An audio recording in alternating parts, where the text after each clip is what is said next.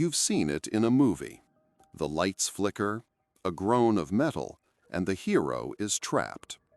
In that moment, even from the safety of your couch, a part of your brain believes it's happening to you. This isn't just empathy. It's a deep neurological process called vicarious fear conditioning.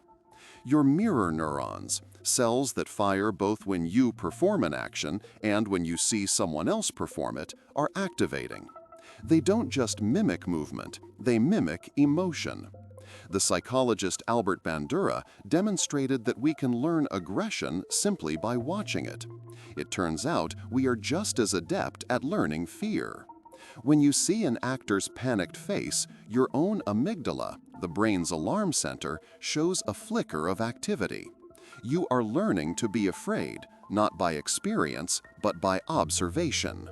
This borrowed fear becomes a powerful, readily accessible memory. Our minds, faced with estimating risk, don't consult statistical tables. Instead, they take a shortcut, a cognitive bias known as the availability heuristic. Psychologists Daniel Kahneman and Amos Tversky identified this tendency. If an example is easy to recall, we assume it must be common. A dramatic, heart-pounding scene of a plummeting elevator is seared into our memory. It's vivid, emotional, and easy to retrieve. A perfectly normal, silent, two-floor elevator ride from yesterday? It's mundane and is almost immediately overwritten.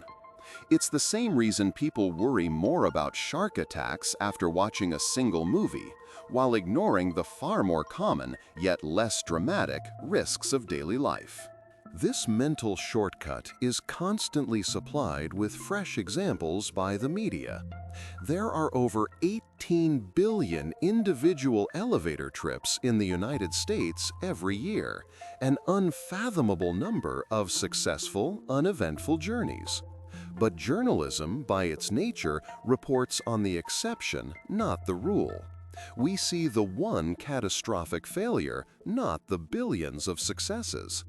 This creates what sociologist George Gerbner called mean world syndrome, a perception that the world is far more dangerous than it actually is, fueled by a diet of negatively biased media. Every news report of a person stuck for an hour becomes a powerful data point for our availability heuristic, while the statistical reality that you are significantly more likely to be injured on a flight of stairs goes completely unmentioned.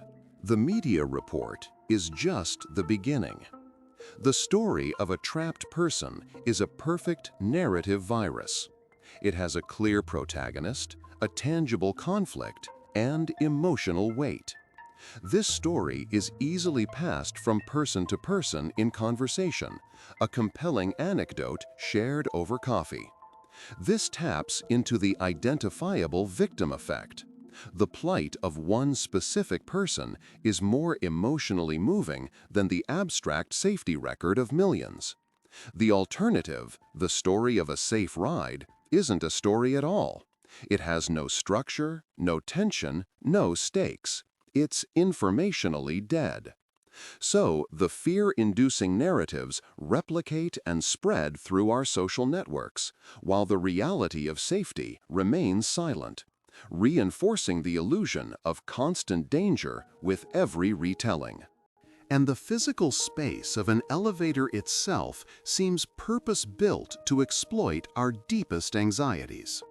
It is a small, sealed box, often without windows, suspended high above the ground.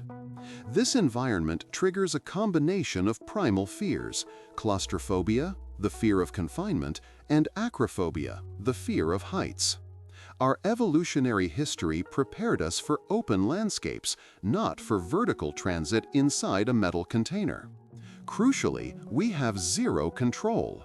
When you drive a car, you hold the wheel. This perception of agency makes the statistically greater risk feel manageable. In an elevator, you are cargo. You push a button and surrender your fate entirely to a hidden, autonomous machine. This complete lack of agency can transform a simple ride into a deeply unsettling experience for the primate brain.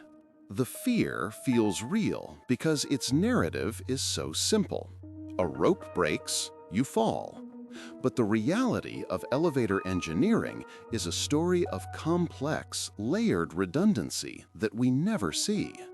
An elevator car isn't held by one rope, it's held by a group of 4 to 8 thick steel cables, each one strong enough to support the entire weight of the car by itself.